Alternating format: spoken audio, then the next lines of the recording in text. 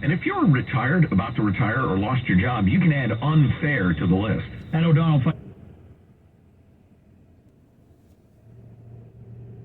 Hurricane hit the Sunshine State in November. A different set of charges for the man. Not 800 or go to SiriusXM.com to activate. Bye. Yeah. I acknowledge some false news. Yeah. Fake news. Lots of sunshine with a few clouds around. See daytime highs mid-upper 60s to the lower part of the 70s. And a chance of showers on Monday. You can't stop a force of nature, so this hurricane season rely on one of your own. No Weather TV News Network is trusted more than the Weather Channel. Stay with the Weather Channel for updates on the cold. From the Weather Channel on Race Station. First traffic time, 34 minutes past the hour. You're listening to First Traffic and Weather for Los Angeles. It's Rick Lipson again. Sucker extraordinary from SiriusXM FC. The biggest and the most exciting sport in the world lives on channel 157. Get every heart-pounding moment from the Premier League, MLS, and the UEFA Champions League. An illuminating analysis from World Cup veterans like Tony Meola. I don't give a rat's you know what the process is supposed to look like. We got the passion on SiriusXM FC 157. Soccer. All day, every day. Now, Sirius XM First Traffic for Los Angeles. Seal Beach, 405 northbound at Seal Beach Boulevard. Go to Sigler. Crash in the carpool in the two left lanes. Stop traffic from Golden West. It's a fatal crash investigation that's going on here.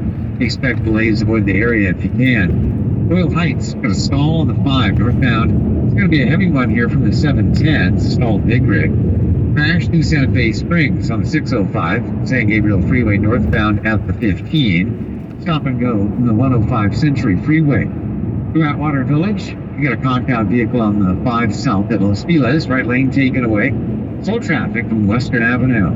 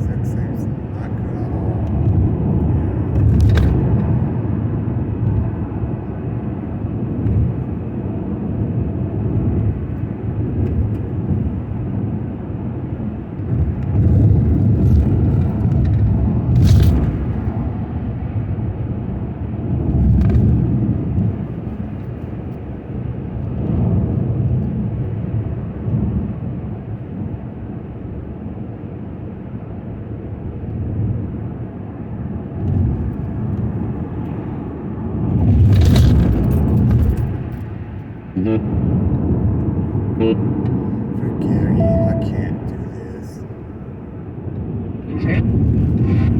Headline is, I supported legitimate challenges to the 2020 vote counts. I also recognize that the Constitution didn't give me the authority to override the voters, and I followed my conscience on January 6th.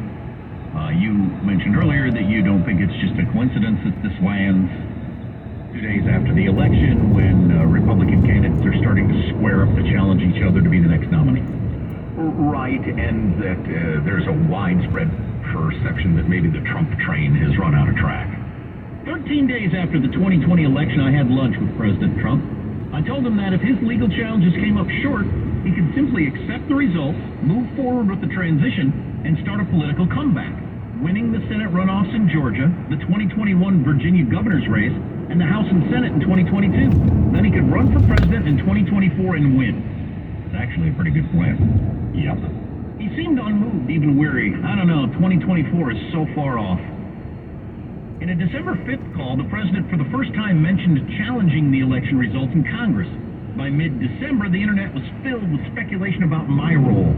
An irresponsible TV ad by a group calling itself the Lincoln Project suggested that when I presided over the January 6th joint session of Congress to count the electoral votes, it would prove that I knew it's over, and that by doing my constitutional duty, I would be putting the final nail in the coffin. To my knowledge, it was the first time anyone implied I might be able to change the outcome. It was designed to annoy the president. It worked. During a December cabinet meeting, President Trump told me the ad looked bad for you. I replied that it wasn't true. I had fully supported the legal challenges to the election and would continue to do so. I'll skip through a little bit here and there. On December 23rd, my family boarded Air Force Two to spend Christmas with my friends. As we flew across America, President Trump retweeted an obscure article titled Operation Pence Card. It alluded to the theory that if all else failed, I could alter the outcome of the election on January 6th. I showed it to Karen, my wife, and rolled my eyes. I'll skip that because I want to make sure I get all the good stuff in. On New Year's Day, the phone rang. Texas Representative Louis Gohmert and other Republicans had filed a lawsuit asking a federal judge to declare that I had exclusive authority and sole discretion to decide which electoral votes should count. I don't want to see Pence opposes Gohmert's suit as a headline this morning, the president told me.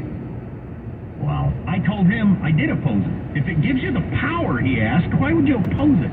This is an interesting thing for Trump to say, if this is true, of course. If it gives you the power, why would you oppose it? I told him, as I had many times, that I didn't believe I possessed the power under the Constitution. You're too honest, he chided. Hundreds of thousands are going to hate your guts. People are going to think you're stupid. On Saturday, January 2nd, I instructed my chief of staff to issue a statement supporting the right of lawmakers to bring objections under the Electoral Count Act. By Sunday morning, the headline, Pence welcomes congressional Republicans' bid to challenge votes, was everywhere. When the president called me that morning, his mood had brightened. You have gone from very unpopular to popular, he exclaimed. But then he pressed me again to reject the votes unilaterally. You can be a historic figure. If you wimp out, you're just another somebody. On January 4th, the president's chief of staff, Mark Meadows, summoned me to the Oval Office for a meeting with a long list of attendees, including the legal scholar John Eastman. This gets pretty interesting if you were starting to get bored with this. I listened respectfully as Mr. Eastman argued that I should modify the proceedings, which require that the electoral votes be opened and counted in alphabetical order, by saving the 5 disputed states until the end. Mr. Eastman claimed I had the authority to return the votes to the states until each legislature certified which of the competing slate of electors for the state was correct. I had already confirmed that there were no competing electors. Mr. Eastman repeatedly qualified his argument, saying it was only a legal theory. I asked, well, do you think I have the authority to reject or return the votes? He said, well, it's never been tested in the courts, so I think it's an open question. At that, I turned to the president, who was distracted, and said, Mr. President, did you hear that? Even your own lawyer doesn't think I have the authority to return the electoral votes. The president nodded. As Mr. Eastman continued to try to explain, the president replied, I like the other thing better. Presumably meaning that I can simply reject the electoral vote.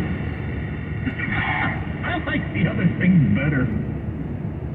On January 5th, so this is the day before the rally, I got an urgent call that the president was asking to see me in the Oval Office. The president's lawyers, including Mr. Eastman, were now requesting that I simply reject the electors. I later learned that Mr. Eastman had conceded to my general counsel that rejecting electoral votes was a bad idea, and any attempt to do so would be quickly overturned by a unanimous Supreme Court. This guy didn't even believe what he was telling the president. That's new. That is news if you've been following the whole John Eastman letter and the whole John Eastman thing. If this is true, that he told Pence's people behind the scenes, he'd get overturned by the Supreme Court immediately. Well, I believe that. Yeah, I mean, because you can, we have